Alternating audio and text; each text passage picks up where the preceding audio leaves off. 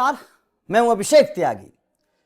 जिस वक्त हिंदुस्तान आजाद हुआ था, मतलब भारत और पाकिस्तान का अलग अलग हुए थे भारत और पाकिस्तान, उस वक्त पाकिस्तान में हिंदुओं की संख्या जो, क्योंकि बड़ी एक चर्चा होनी चाहिए, आज हिंदुओं के साथ पाकिस्तान में और बांग्लादेश में किस तरीके से बर्बरता हो रही है, किस तरीके से पाकिस्तान में और बांग्लादेश में आज हिंदू मारे जा रहे हैं। और ये कोई मारे नहीं जा रहे हैं, ये खत्म किए जा रहे हैं, इनका नामो निशान खत्म किया जा रहा है, इनका वजूद खत्म किया जा रहा है। आज ये रिपोर्ट आपको देखनी बेहद जरूरी है। आपको पता चल जाएगा कि किस तरीके से पाकिस्तान और बांग्लादेश में हिंदुओं की हालत है और हिंदुस्तान में मुसलमानों की क्या हालत है। अगर दोनों की तुलना करें तो जमीन आसमान का फर्क है, आपको समझ आ जाएगा। क्योंकि जिस वक्त आजादी मिली थी 1947 को, उस वक्त पाकिस्तान के अंदर हिंदुओं की संख्या 20% थी, समझ रहे ना, 20%। आज घटकर 2% रह गई है, या उससे भी कम के आसपास आज पाकिस्तान में हिंदुओं की संख्या रह गई है। किस तरीके से पाकिस्तान में हिंदुओं को मारा गया, बहन बेटियों के साथ किस तरीके से अत्याचार किए गए, किस तरीके से उनका धर्म परिवर्तन करवाया गया, ये पूरी दुनिया ने देखा। पाकिस्तान में हिंदुओं की हालत क्या है। और आज अगर कुछ हिंदू बचे भी हैं तो सिंध प्रांत के आसपास बचे हुए हैं, वरना पाकिस्तान से हिंदू खत्म कर दिए गए, उनकी जमीनें छीन ली गई, उनके घर छीन लिए गए, बहन बेटियों के साथ बलात्कार हुए, किस तरीके से हालत हुए आपने देखा। बांग्लादेश, जिस बांग्लादेश के लिए हिंदुस्तान लड़ा, जिस बांग्लादेश के लिए हमने करीब 3900 सैनिक शहीद किए, वो बांग्लादेश भी आज उस तरीके का नहीं रहा।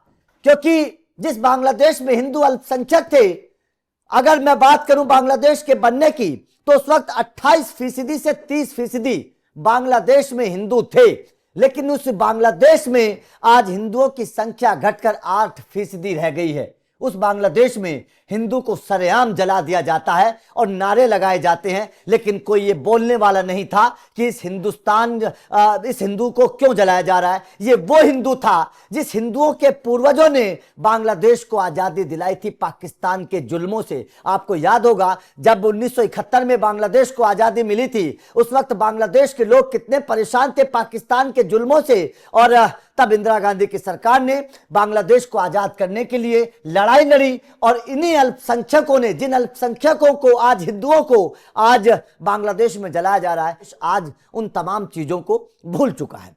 लेकिन एक सवाल खड़ा होता है, सवाल यह खड़ा होता है कि एक तरफ पाकिस्तान और बांग्लादेश, इन दोनों में हिंदुओं के खात्मे की तैयारी हो रही है। लगभग अगर आजादी के बाद से अब तक देखें तो पाकिस्तान में हिंदू खत्म है, 1.5% के आसपास हिंदू बचा है, और बांग्लादेश में भी हिंदू खात्मे की कगार पर है। किस तरीके से वहां पर मंदिर तोड़े जाते हैं, किस तरीके से गुरुद्वारों को तोड़ दिया जाता है, महिलाओं के साथ कितना अत्याचार होता है, लोगों को सरेआम सड़कों पर किस तरीके से मार दिया जाता है, पूरी दुनिया देख रही है। तो दूसरी तरफ अगर हिंदुस्तान को देखें तो जिस वक्त हिंदुस्तान और पाकिस्तान अलग अलग हुए थे, उस वक्त अगर देखें तो भारत में मुस्लिमों की संख्या अगर 1947 से 51 के हिसाब से देखें तो 51 में मुस्लिमों की संख्या 9.8%। लेकिन आज अगर देखें तो मुस्लिम तो बढ़ गए हैं। हिंदुस्तान में तो मुसलमानों को कोई खतरा नहीं है, हिंदुस्तान में तो मुसलमानों के ऊपर कोई अत्याचार नहीं हो रहा है, हिंदुस्तान में तो मुसलमान खुलकर अपनी आवाज उठाते हैं, हिंदुस्तान में तो मुसलमानों के ऊपर कोई पाबंदी नहीं है, हिंदुस्तान में तो मुसलमानों की मस्जिदों को जबरदस्ती नहीं तोड़ा जा रहा है, हिंदुस्तान में तो मुसलमानों की बहन बेटियों के साथ कोई अत्याचार नहीं हो रहा है। लेकिन अगर हम पाकिस्तान और बांग्लादेश में देखें तो वहां पर हिंदुओं के खात्मे की तैयारी नहीं, बल्कि हिंदू खत्म हो चुका है। अब ये सवाल खड़ा होता है कि अगर हिंदुस्तान में मुसलमान सेफ है, अगर हिंदुस्तान में मुसलमान को कोई परेशानी नहीं है, तो फिर बांग्लादेश और पाकिस्तान में हिंदू के साथ ऐसा अत्याचार क्यों हो रहा है।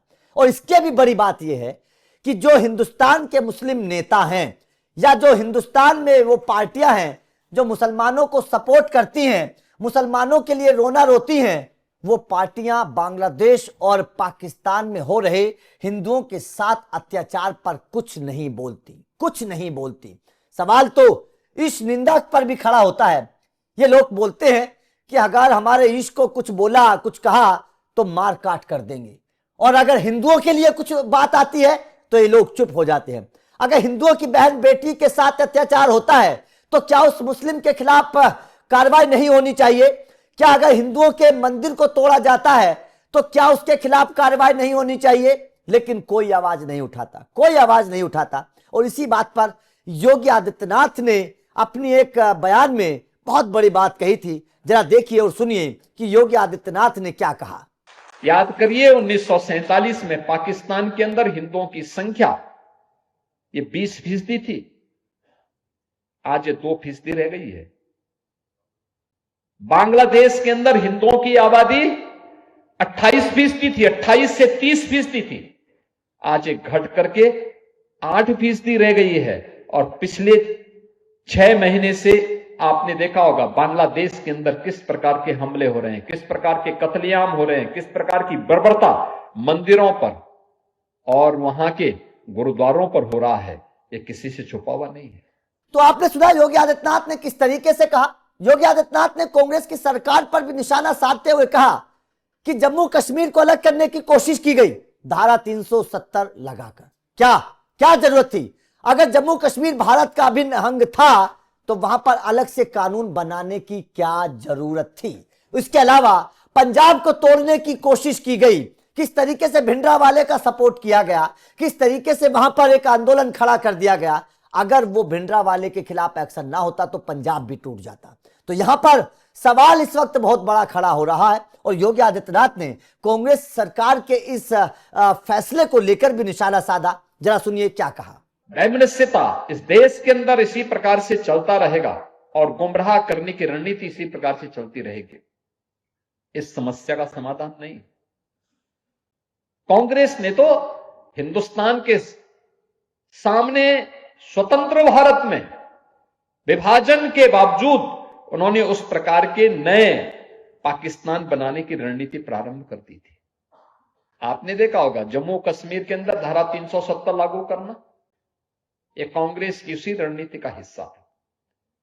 लेकिन हम आभारी हैं प्रधानमंत्री मोदी जी के, जिन्होंने डॉक्टर श्यामा प्रसाद मुखर्जी, देश के पहले ऐसे भारत माता के सपूत हैं जिन्होंने भारत की अखंडता के लिए अपना बलिदान दिया और कहा था एक देश में 2 प्रधान, 2 विधान और 2 निशान नहीं चलेंगे और नहीं चलेंगे।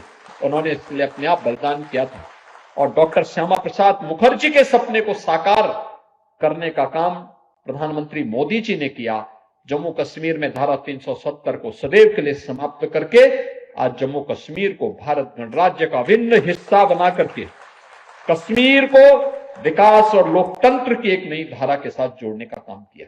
आज भारत का कानून जम्मू कश्मीर के अंदर भी लागू होता है, आज वहां पे भी लागू होता है। तो जाहिर तौर पर यह सवाल उठना बेहद लाजमी है और आज हर हिंदू को यह सवाल पूछना चाहिए, हर हिंदुस्तानी को खुद से सवाल पूछना चाहिए कि अगर पाकिस्तान बांग्लादेश में हिंदू सुरक्षित नहीं है, वहां पर हिंदू के खिलाफ लगातार अत्याचार हो रहे हैं, सरेआम उसको जलाया जा रहा है, तो फिर हिंदुस्तान में मुसलमानों के खिलाफ जब कुछ होता है, कोई एक्शन लिया जाता है, तो ये लोग क्यों बिलबिलाने लगते हैं, ये लोग क्यों रोने लगते हैं, क्यों बिलों से बाहर आकर ये हिंदू मुस्लिम समर्थक लोग जो है वो बोलने लगते हैं? क्या इन लोगों की जुबान उस वक्त नहीं खुलती जब हिंदुओं के खिलाफ अत्याचार होता है? अभी बांग्लादेश में सरेआम एक हिंदू को जला दिया गया। क्या भारत के किसी विपक्षी नेता की जुबान से कोई बात निकली? नहीं निकली और कभी नहीं निकलेगी, क्योंकि इन लोगों को केवल राजनीति करनी है। इन्हें हिंदू मुस्लिम से मतलब नहीं, इन लोगों को केवल मुस्लिमों का वोट बटोरना है। हिंदुओं से इनको कोई प्यार नहीं, हिंदुओं से इनको कोई लगाव नहीं है। और जब बीजेपी हिंदुओं की बात करती है, सनातन की बात करती है, भारत की बात करती है और ये कहती है कि ये सनातन का देश है, यहां पर सनातन का झंडा बुलंद होगा, तो इन लोगों को मिर्ची लग जाती है। जब पाकिस्तान और बांग्लादेश ये कह सकते हैं कि ये मुस्लिम देश है, यहां पर मुस्लिमों की चलेगी, तो हम ये क्यों नहीं कह सकते कि ये हिंदुओं का देश है, यहां पर हिंदुओं की चलेगी? क्यों नहीं कह सकते? क्यों ये आवाज नहीं उठाई जा सकती? ये आवाज उठनी चाहिए। अगर आज हिंदू नहीं जागा तो जिस तरीके से पाकिस्तान और बांग्लादेश के हालात है, कल ये हालात हिंदुस्तान के भी हो सकते हैं। आज हिंदू को जागना पड़ेगा। तो आपका इस खबर पर क्या कहना है? जिस तरीके से पाकिस्तान और बांग्लादेश में हिंदुओं के हालात हैं, इसे देखकर आप क्या कहेंगे? कमेंट करके अपनी राय जरूर दीजिएगा।